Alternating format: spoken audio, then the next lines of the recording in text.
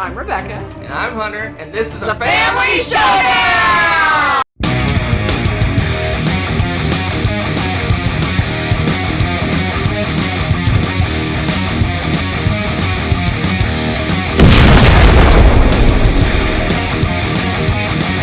Hello and welcome to Family Showdown. It's time for my top 100 games of all time, the 2023 version. Woo! Are you ready for this? With me is Hunter, my partner in crime, who will poo-poo all of my light games. Something like that. Maybe. I do. For a method of comparison, Yes. have my list Excellent. from January. It's a little dated, but it still gives you a general idea. Of what's Yeah, I going on. have some idea what's going on, so it'll be more up to date when he does his list, and then I have my fresh list. Oh, Look yeah. at that. Woohoo. But today is the pre-100.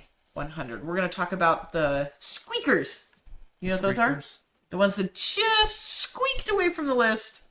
The 10 that didn't make the top 100. They squeak away in terror, Probably. or fear, No. or joy. I don't know. They just squeaked. Before we do that, What? we have to talk about how you made your list. We do. And maybe some things you saw or didn't see or stuff like that. Yeah, so this may be, knock on table, the first year that I don't mistakenly leave out a very important game because we went through and I grabbed all of my plays instead of just all of the games, and because I had a chunk of time where my BGG app wasn't loading the games and info stuff very well, so we went and compiled my rated games and the games that I have played and the games that we own, and kind of cross-checked everything to make sure I didn't leave anything out before I even made my list. And then I took my list and put it into the Pub Meeple board game ranker and let her rip, and spent a fond evening clicking away. Click right, click left, click So left, I noticed, click right. just taking a quick glance at your list, that you have some randos just pop out of nowhere, and that's what you're talking about, right? Some games that you kind of... Oh yeah, the like escaped your memory, or they weren't on our own list, Right. or something from last year. yes. So there's chances are there were games, and you probably remember fondly, or if you don't, you can look back at last year's list and watch me go, oh yeah, I forgot about that game, as Hunter gives me grief about it. He's like, where's this one? I don't remember this ranking. And I'll be like, that'd be because it's not there. Those games are on here now.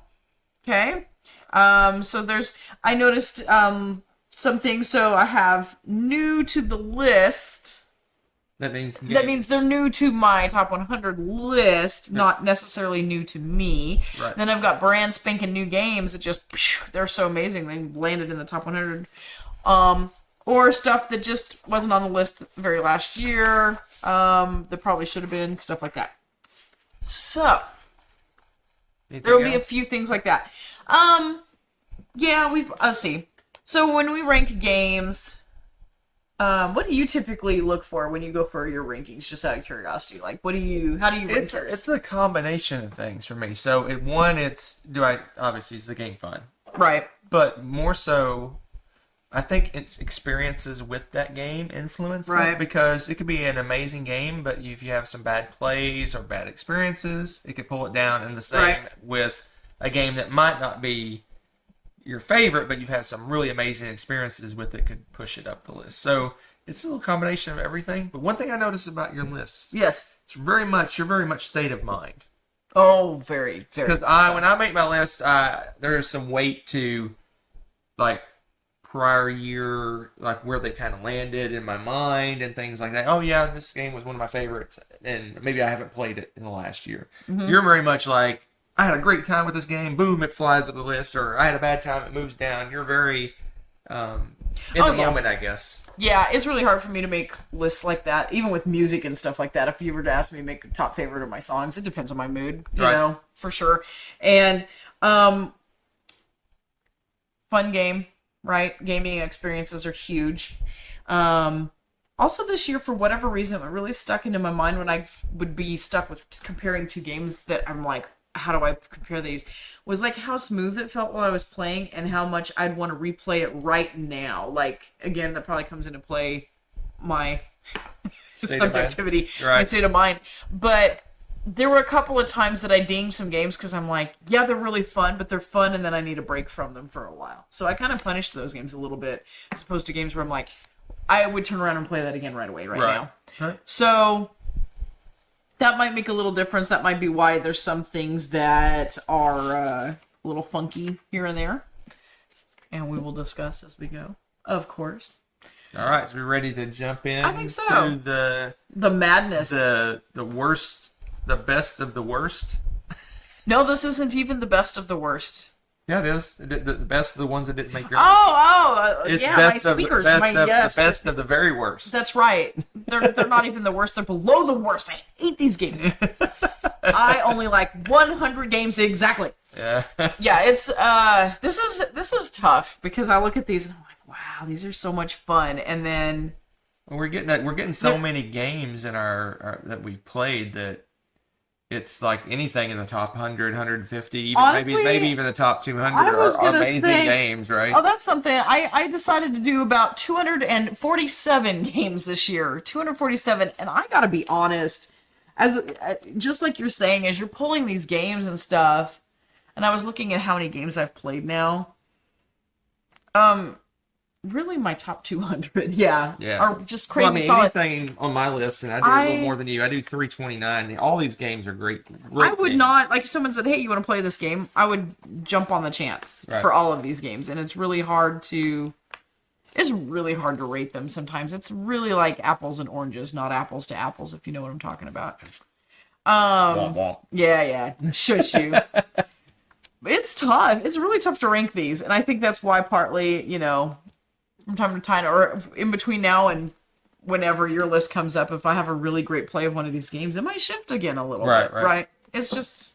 All right, let's do it. Let's do your number, 110? Yes, so my 110 jumped up a little bit. It was like 168 last year. Why? I guess I'm feeling the need for some extra serenity. That is Sunset Over Water. If that doesn't already put you half to sleep, I don't know what would. It's just like, this is one of the most chill, fun little picturesque games, as they call it. Because literally what you are is you're an artist. And you're going out and you're choosing what time of day you want to go out and what you want to paint. And you can kind of get cutthroat with this game, I guess. But I don't know. I'm so busy looking at the artwork. I'm like, oh, you picked that 8 o'clock time slot. I'll just go at 8:30. We're good. I don't care. I'm still painting. Because what you do, you get in a little bit earlier, whatever time of day you start. Gives you a little bit more oomph to go in and move around. Because you can kind of cut people off from different parts of the little map. You're putting out the different paintings and cards and stuff. And it's just...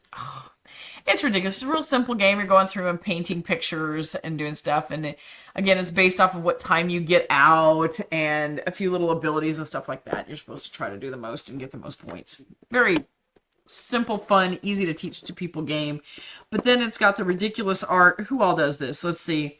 Steve Finn, Beth Sobel, and Eduardo Baroff. Oh my goodness, you peeps. I know everybody recognizes at least Beth Sobel's name. But the art and stuff in here is so much fun. It's just, I don't know how well you can see these. Oh, not too bad, actually. They're just so peaceful. Look at that. Oh, so peaceful, so lovely. But you're going around and you can kind of cut off people from other areas, and you can replenish the landscapes. They've got some cool little abilities on these cards and stuff, and you have to paint certain types of cards, and it's got, let's see, the card's gotten a little beat up here. But yeah, like the abilities, like for example, this one you get up at 8:45. Okay, you're getting up later, but you can move almost every direction from where you are to get around on the board. Your movement increases the later you get up, because it's kind of like making up for the fact that you're maybe getting up early or something. And I'm allowed to do 2 paintings. So there's all these different things here you can do, or you might do 5:30 in the morning. Oh, whoa, this is a cool one. You only get to do 1 painting, though.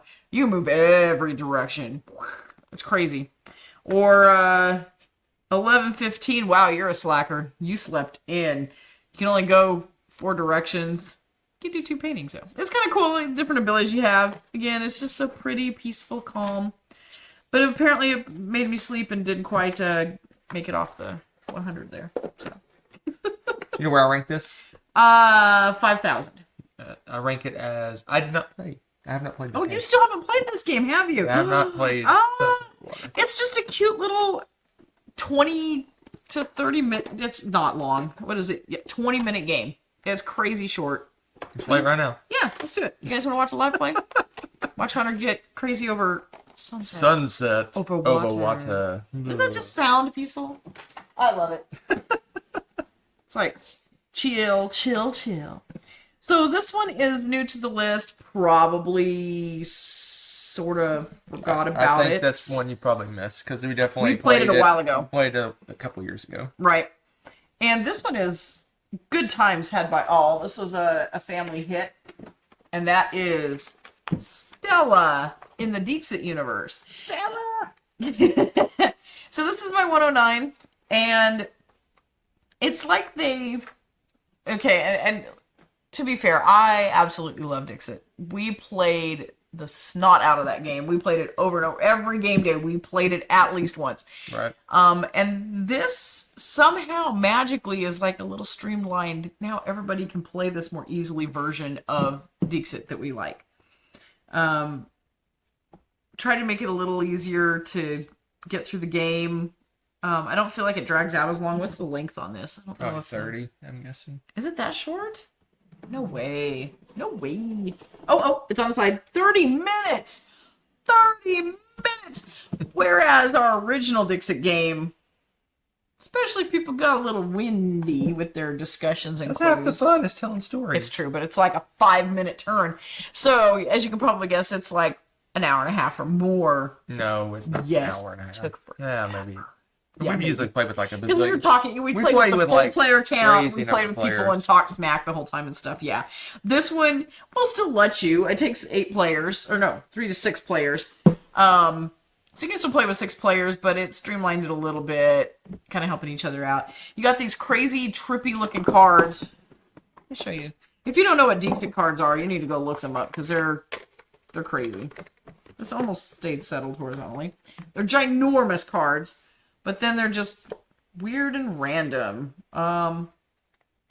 This looks like a Final Fantasy picture or something, but I don't know. It's weird. And then sometimes the far away they don't look as bizarre, but there's all these little details in there, and you look at it closely, and you're like, what is actually going on? This one's a little more obvious because we have an alligator waiting with a president like a train station. It's just really weird, bizarre stuff. But you're trying to get people to guess your picture, but not everybody guess it. And this one actually helps you with themes and stuff. Kind of comes up with it for you. The original Dixit game, you were on your own, man. You had to think up stuff, and you had to get creative on your own and on the fly. And sometimes that puts a little bit of pressure on people to get creative. Have trouble with that, but you're dealt a set of cards, and so you'd get these themes and it'd be like terrified or something. You have to find something in your card that you think might work for that and then put it in and have people like vote on who's the best one and stuff like that. It's really interesting. It's pretty fun. It goes this one goes really fast, 30 minutes, and you can use these cards, you can use the other Dixit cards, boy, there's so much going on with that. So, do you remember playing it? Yeah, this is a good little game. It's super light family weight game, but yeah, it's fun. This would be a good one to take Not on. Not on my list anywhere, but Yeah, it's a good one. Well, I think partly because we almost played out the game, yeah, right? we played it a ton. We played it so A couple much. conventions. And I think now with this one, I think it could rejuvenate it. I think we need to start pulling it out and playing it Probably, more. yes. So it's really nice. I'm kind of looking forward to that. It's alright. Stella! It's alright. Stella! I give it a meh minus. Did you? Rude. I give it a 109, so there you go. Oh, man. So my number 108, this baby is brand new, and this is not a game genre that I'm usually like crazy about. I'm kind of meh on racing games. I have fun with them, they're all right. And I enjoy them. Don't get me wrong. I would play them. I'm not going to turn them down, but I'm not usually like, wow, we need to play this again. Blah, blah, blah, blah, blah. But we played this ridiculous game, Thunder Road Vendetta, and this is ridiculously fun. It's a racing game, and it's crazy attacky. I should not like this game that much, but it's just, if you take it for the spirit of what this game is so much fun. You get this wackadoodle track, some of it bottlenecks, or there's potholes, or all walls, cliff walls, rivers, whatever, and there's also a boundary on the edges of this, and you're trying to race your cars down to the finish line before everybody else. You also happen to have weapons that you can fire things at people. You can cause people to spin out or jump, like, you know how you watch in the Hollywood movies and everybody seems to have a ramp somewhere on the side and they spin up and fly into the air? You can make other people do that in this game. They can fly off and hit the cliff wall and explode into shards. It is hilarious. It's so much fun. And you get all these special abilities, and you roll the dice, and sometimes the dice are your friends, sometimes they're not. We had some where we're like, you collided with one of our friends, and it caused them to bounce and spin back and hit them again and caused them to spin off the board completely. So it was like, well, that backfired. It's just really crazy off the wall, very off the wall stuff. Womp womp. I know. This says 30 to 75 minutes, and that's just simply, you can have one of those games where everybody gets attacked and blows up really easily, or it becomes more of a real race, and people are racing to the finish and just... Also, I think there's different track links you can play. Oh, that's true too. Yeah, there's so much variability. Setups and track links and things like that. It's crazy. I love the fact that there's so many variable, like, things to change in the game. The abilities is a hoot. I don't know. I'm trying to remember all the ins and outs of this, because it's just...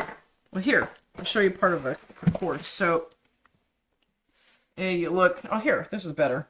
See this? This is going to slow you down. You got mud there and stuff. This road. You want to stay on the road. You don't want to go into this. Oh, wait. No, you can go in the dirt. You can't go on that, right? Or is it vice versa? This is dirt's... Dirt's okay. It slows you down, right? You can go in that. It slows you down. Slows you down too? Yes. But one of these causes you to possibly spin out or something, I think, right? But yeah, the mud. So these are good. But, there's bad stuff here. There's hazards that get put on the road, so they'll put other cars or just junks in the road or something that you could hit, and it could cause you to have issues and stuff too. And this down here, you hit this or get off here, you're gone forever. Poof. You blew up and disappeared from life. There's also these little helicopters that you can send in that'll just kind of fly in around behind somebody and shoot them. Amazing. Amazing game. It's kind of a dice chucker too, which I don't mind that so much in this because it's just a purely chaotic game. The theme for this is perfect. Absolutely perfect. I think Restoration hit it out of the park once again, as always. They're probably the most consistent as far as a board game company for hitting home runs. So, yeah, Thunder Road. You want to play a race game that's not quite your usual race game? Definitely take this one off the shelf and play it because it's hilarious. Yeah, it's a good one. Obviously, it's new to both of us, so it's not on my list last year. I'm guessing it'll probably land somewhere around where yours landed. You think so? Yeah, somewhere in the same vicinity. Oh, it was hilarious. We had so much fun with that. It was at one of the conventions we went to, and you got to play it, and you're like, this is crazy, you're going to love this. And sure enough, oh yeah, we ended up playing, when we got it here at the house, we ended up playing 2 games in a row. It was fantastic. Can't beat it. But maybe I can. You can with 107 other games. So, this one came up a bit from 134. I guess it's harkening back some good memories and making me want to play it again. And this is the greatness that is Keyforge.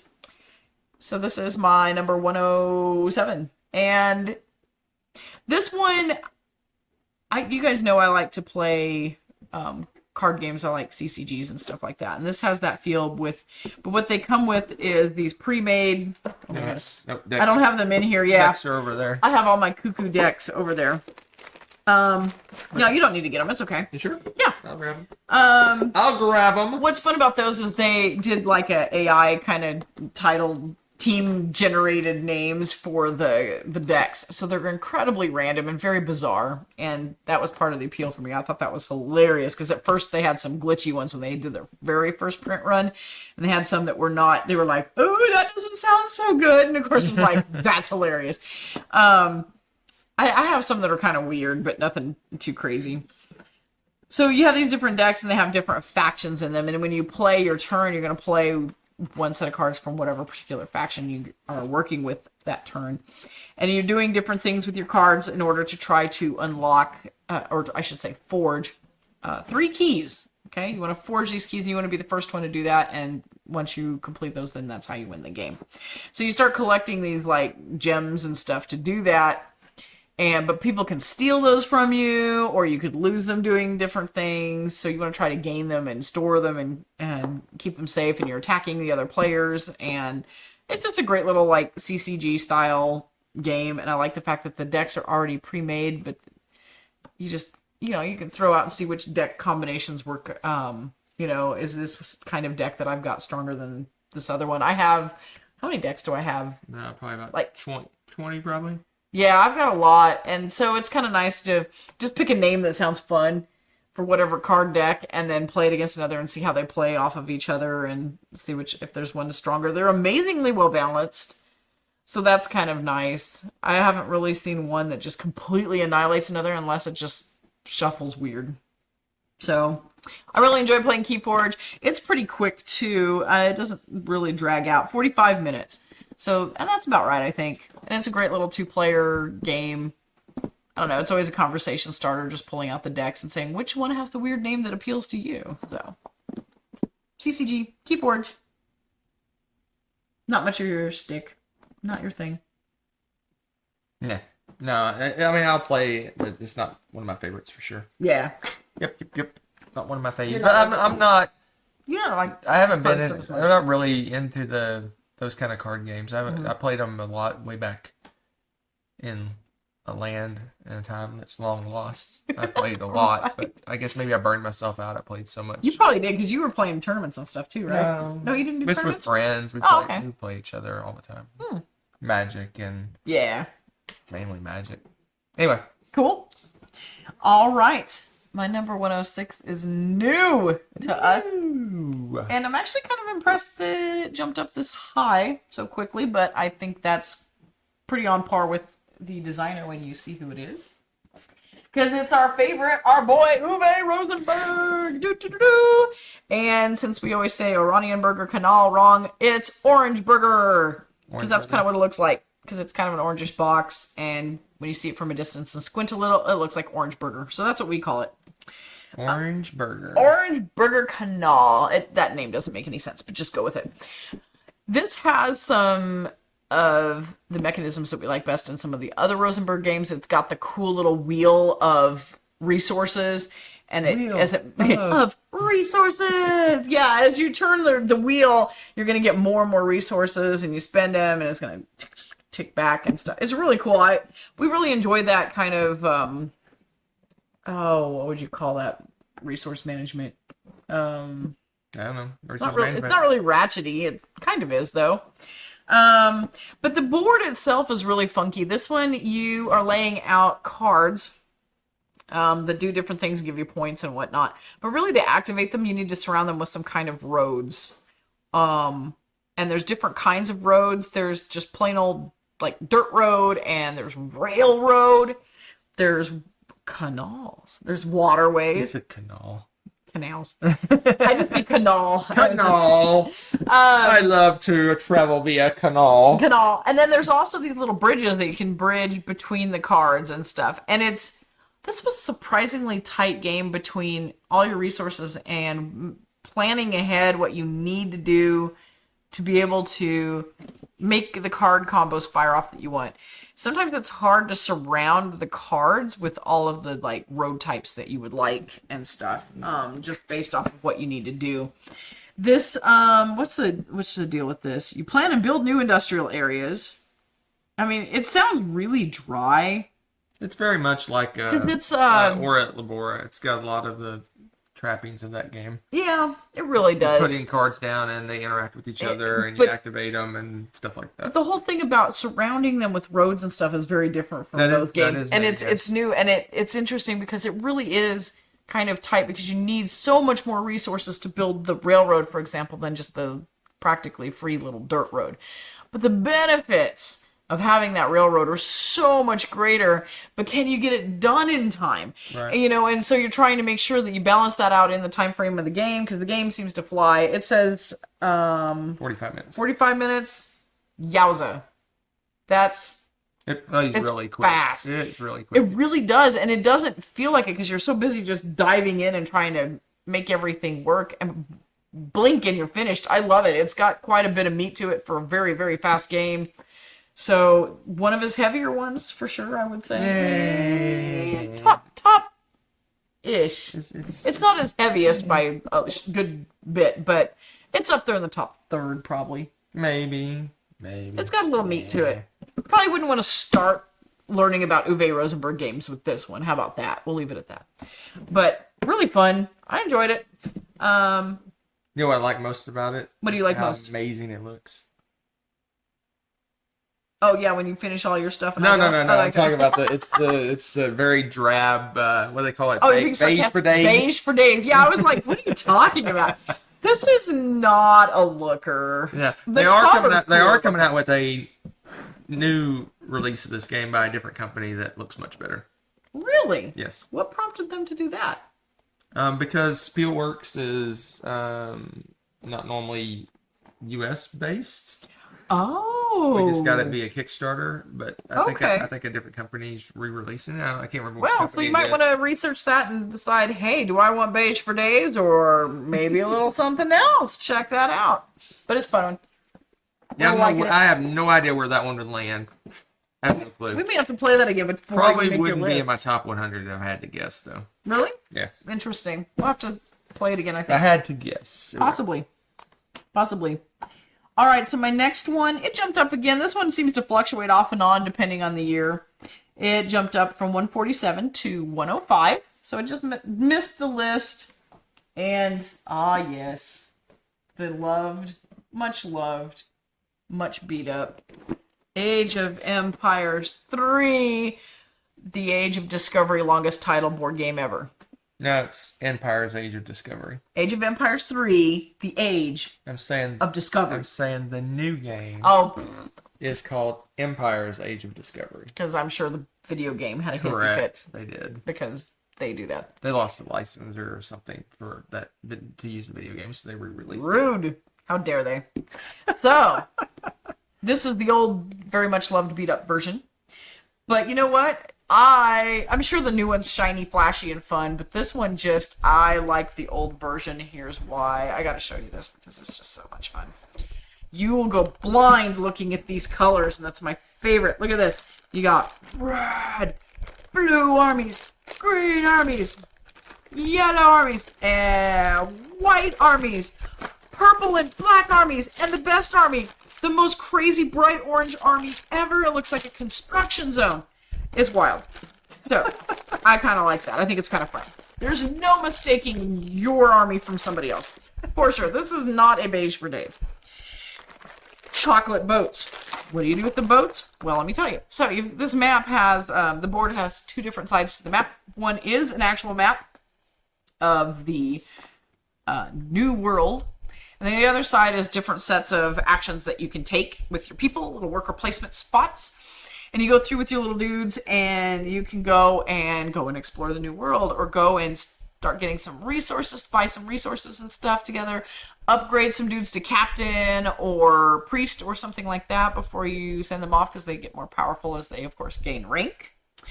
And then you've got these little chocolate boats, because besides going and exploring the new world, there's like a resource set collection thing going on. You can go kind of fight battles in the new world, so you're going to win with your armies.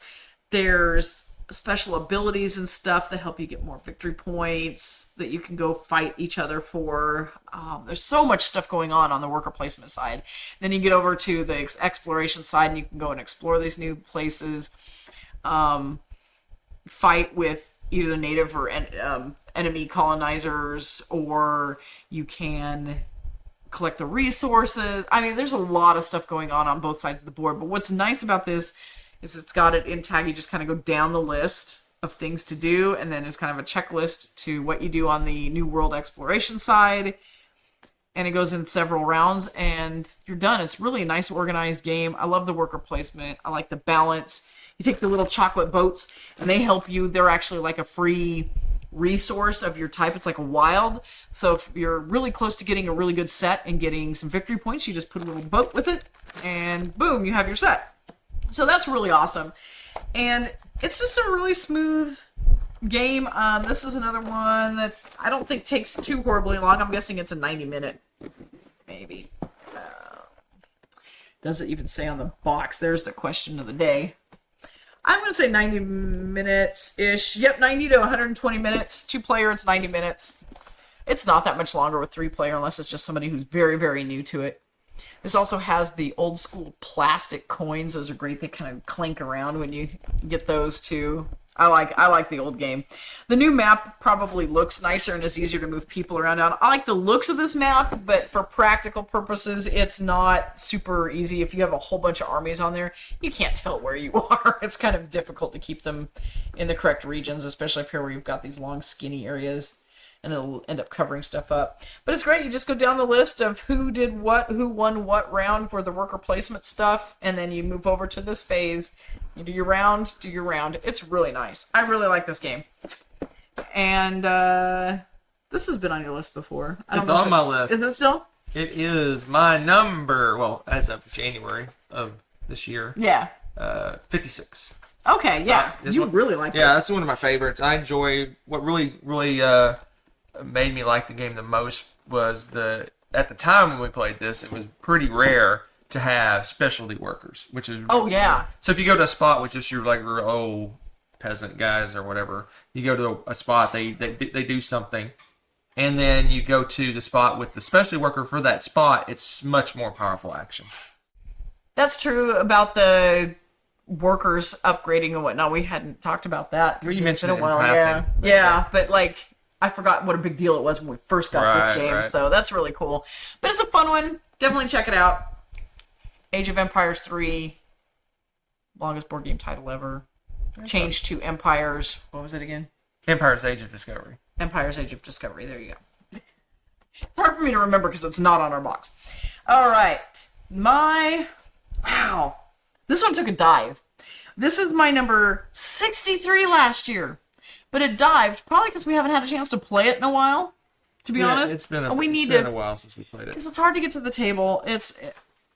Which is unfortunate because it's a really good game. It's my 104, and it is the beast that is the Colonists. What's cool about this strategy game is it's got like different ages to it. What is it? 4 ages, I believe? Like 4 eras or something. Yeah, 4 eras, 4 ages, and each one gets progressively more modern and more complicated. So you start out with some very basic resources like wood and clay and stuff, and you're starting to build your little map, and you move around, and movement's tricky in this game. You kind of want to try to plan ahead where you're putting these new tiles down when you place them down, because you have to be able to afford to move through every tile that you go through as you're trying to get to whatever goal it is. So you don't want to put something that's super simple, like after a whole bunch of advanced pieces, because you may not ever get to make it back to that piece again. It's really complicated. It's kind of funny, but it doesn't start out too tough. The first era is really kind of basic, kind of teaching you how the game works and everything. You get in the second era, they give you a little bit more resources, and yeah, it's a little trickier to try to get around the board. The board's getting bigger. It's more complicated. It's difficult. It's a civ builder kind of thing, so you're building up these different buildings and getting these resources, and of course turning over things that are going to give you victory. And I just love that it's tile placement. Sometimes we'll get kind of... We've had some games that ended up being really rough, because I'm like, haha, I'm going to put this resource really hard for you to get. And then later on I'm like, that's also really difficult for me to get to. So, It's great, though. I love this. It's so tough, though, to get to the table and play the whole thing because you've got these 4 ages, and they're each like Hour and a half about. Yeah, about an hour and a half each. So you talk about a whole epic day of gaming in one little box. It's fantastic. But each time you get into those eras, they get a little more complicated. So that final era, you've got all sorts of things going on in all these specialty places. You're trying to like master plan this community so you can get around through it and everywhere without too much pain. It's tricky, and the turns are tight, so you got to be really smart with how you place everything, and I really enjoyed that. It was just a lot of fun to build up. Sometimes you get special cards or abilities or whatever, and I like it. It's a good one. It's a good. I enjoy it quite a bit. We've only played the epic version, I think once or twice. But, yeah.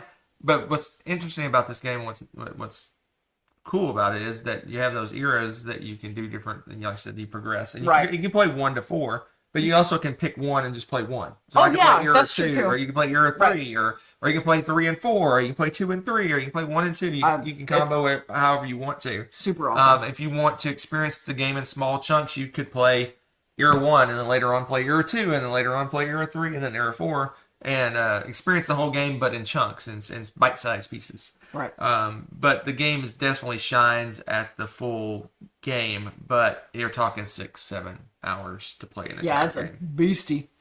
But it's really good, and it's very smooth. Once you figure out how the turns work, it's really easy to go through your round and turn through that.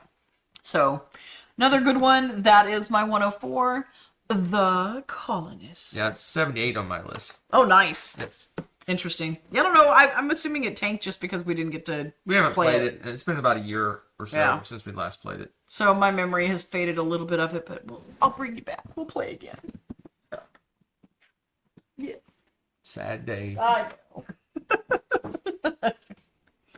Okie doke. So now we are to a new game. Brand new this year. We got to play it this year for the first time. And of course I fell in love with it. My 103. Right? My 103? Yep. We haven't played our copy yet. That's right. We played it at the convention. We did. Poetry for Neanderthals. I know you all are like, why on earth? What a weird sounding game. Oh yes. A word game where you must speak good or get hit with stick game. The description says it all. The stick is an inflatable club. You guys know how much I love those things. And it's a big frowny face on it that says no. And your goal is they'll give you like a clue, like campfire stories or something. And you have to talk to the other team and try to get them to guess what you're talking about. Like to say campfire stories. You need to get them to say that. But you can only use one monosyllabic words. So that word I just said would have gotten me beaten. It's fantastic. So, at fire talk fun time, and they have to guess or something. And if they get it wrong, the person, someone from the other team is watching. And if you say something that's like 2 syllables or something like that, they smack you with the club and say no. The first time we played this, oh my goodness, it was fairly late at night at the convention. Also, always a warning sign, right? We get a game like this, and we had a great crew to play games with, and it's just, oh my gosh, we were crying, we were laughing so hard, and startle people. It's so funny when you startle somebody too, because like one of our friends was just like really into it, did not even realize that she had missed a clue.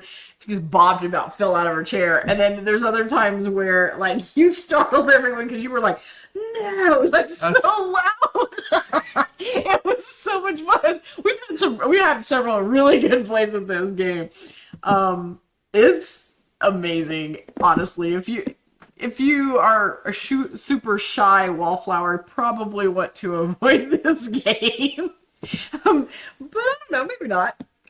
It's just, it's more fun than it should be. It is more fun than it should be. It's not even going to get remotely close to my top 100, but it's a very fun game. Oh, it's ridiculous. It's ridiculous. It's fun game. It's fun game. Soon. Yes. And sometimes you can get into a groove and you're like, I got this. And then you let one slip and you don't even think about it. It's just terrible. I don't know, you get whacked because you're like, you didn't realize. You say, very good game, and they're whap, and you're like, what? What did I do? What did I? Oh, it's great. Play this late at night. It's fantastic. All right.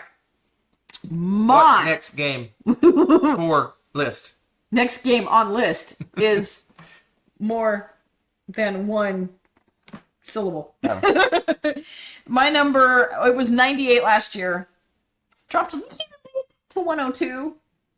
And that is the joy that is summer camp. Okay, oh my gosh. This is the cutest little game. You are at summer camp. Can't beat that theme. And you're going to try to beat everybody across the campsite, across the bridges and everything, get to the finish line first. And how you do that? You do camp activities.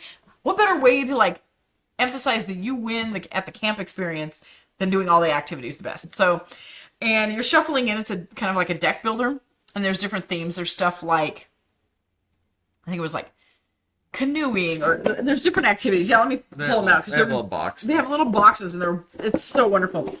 So you pick and choose which ones you're going to do. Like this one is games. We have arts and crafts. That's right, there is friendship, outdoors, cooking, water sports, and adventure. So you're picking a couple of these on top of the base pack, and you've got little Energizer snacks that give you extra oomph to your activities and stuff. It's just, it's so stinking cute. I love, see here's a little part of the board where you just run across part of this trail here. You got little bridges. You cross across the bridges. It's like a little checkpoint in the game. You get some bonuses and benefits for doing that. And you're sharing and doing friendship stuff, and it's just such a cute little deck builder, and you're adding these things, and it helps you. You're trying to it gives you extra movement in through certain activities and what you're doing and stuff. It's really actually not as complicated as it sounds. Mm-hmm. This is a great one. You could actually teach probably, I would say this would be I would say not a welcoming game, but a gamer welcoming game. No, it's pretty much. You think it'd be a welcoming game? Pretty much. It's pretty simplistic. Yeah, that's true. Because, I mean, the little bit of stuff on it is about, like, move this. That's true. It's not that complicated. And it's just super fun. The theme's really fun. I've never gone to a summer camp, but it just has all the things, the flavor of what I've always thought they were like, and what people talk about doing at summer camps. And it's just really cute. And it's, 30 to 45 minutes, so it doesn't overstay its welcome, especially for its weight. You probably get a lot of people to play this one with you. Yeah, it's a cute little Summer game. camp. Not. Too light for Hunter. Woo, it's fly Not away. on my list anywhere. Again, I'm an Omni gamer. If you hadn't noticed, I'm going to have some of these next to crazy heavy games. So, just I'm an Omni prepared. gamer. You are, but you definitely lean towards the heavy games. I do indeed. Yes, because they're heavy, they make you lean. That's fair too. Absolutely. All right. Last one, right? Last one I do not currently have in my possession.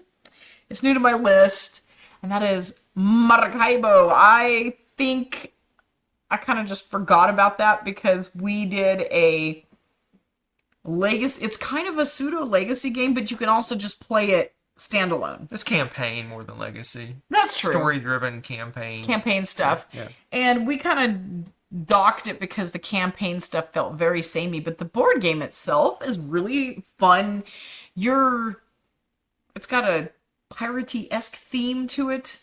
You're sailing around on these islands, and there's little stories like Dr. Joe Bob needs medicines from such place. And so you'll go That's around. If you play the story mode. Yeah, you play the story mode. Well, they had some of those little minor episode things too, but it just wasn't driving the whole game. I got you.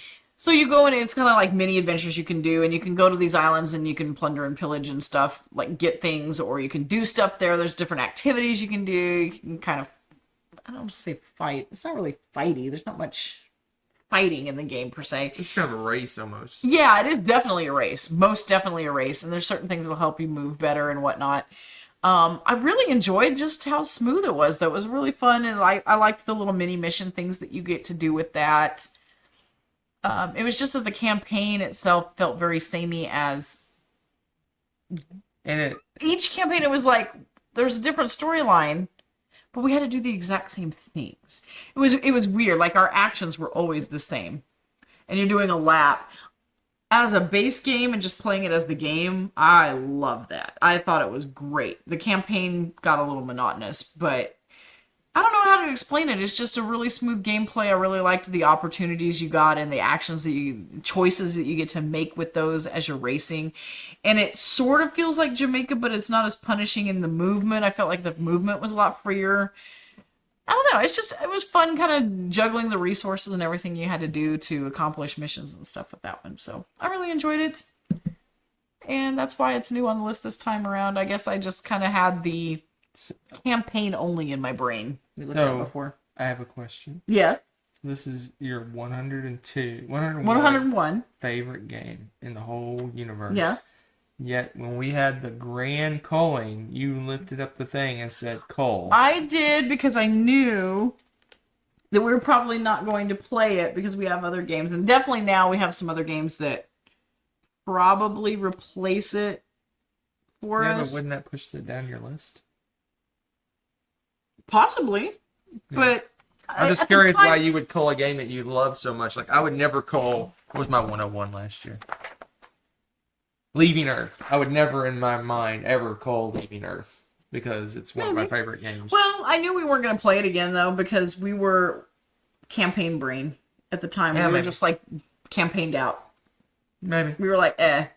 And you seemed not interested at all in playing the base game. I did not like Marabo at all. Yeah, so I was like, we're not going to get to play it. Even to me, I know some people love it. And, yeah, I mean, I like it. But it seemed very, it's like, you doing this, go around and do something. It's just, you're going in circles doing the same thing over and over again. Yeah. It's like, I don't know. Because we have other games that do similar things, so I didn't feel as bad getting rid of it. Right, we would play Dead Reckoning 10 out of 10 for sure. over this. But if someone said, hey, let's play this at a convention, I'd jump on the chance. I love it. True. So I would play. And I would jump away. And from the chance? I would jump out of the frame. Would you now? So these, again, you notice I have some very light games. I've got some fairly heavy ones on there. Nothing super heavy. Well, Colonists. Colonists is pretty heavy. You want to do a little sneak peek of your first 10? You guys, you know what? You've stuck around through the end. I'll give you a little sneak peek. So, my 100 to 91. Okay, I'm going to look at this. I have 2 games that are new to the list. That means you played them since you played them before you made your list last year. That's true. Which means they were not on your list anywhere. And I can tell by looking at one, I definitely just forgot that one somehow. That's funny. The other one, I'm suspicious because we played it. I'll have to talk to you about that 2 years ago. Was it really 2 years ago? Yes. Oh my gosh, it feels like it was just this year. Okay. And then you got weird. And then you got what? And then I've got some. Let's see. I've got 2 games in particular that definitely jumped up. Oh, one that's kind of the same, and then I've got some that are kind of dropped. It's a mixed wild bag. And woolly mixed bag of games. A bag of goodies. Will you know what these games are? Do you have any ideas? Maybe I'll like some of them. That would be a change. Whatever. No, I'm kidding. I like a few of the ones. He likes a bunch of these. All right, folks. That's it. That's it. You guys know now what's going on. So we're going to talk about the next set of games, what they do, what's cool about them. We'll pull out some interesting looking pieces and whatnot. We'll see you soon. Bye.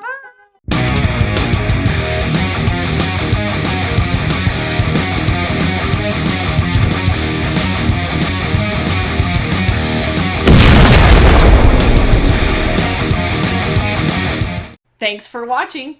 If you enjoyed this video, give it a like. Click subscribe to join our wonderful viewer community. Want to be notified when we upload a new video or go live? Click on the little bell below.